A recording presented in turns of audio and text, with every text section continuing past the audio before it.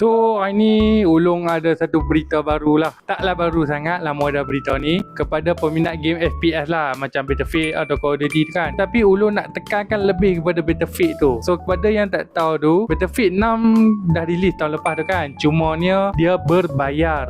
Tu masalah dia tu. Isu dia lah ni mahal harga dia tu, lebih kurang dalam 200 lebih kat atas macam tu lah. So dalam kes ni, kepada yang tak beli tu memang agak kecewa lah kan. Tapi jangan risau, Ulung ada satu alternatif untuk hampa tu. Boleh yang teringin nak main Battlefield 6 tu tapi tak mampu, hampa boleh cari game ni. Nama game tu Delta Force. Okey, macam dekat sini Ulung nak buka dah Delta Force. Hampa tengok ke depan ni apa semua tu.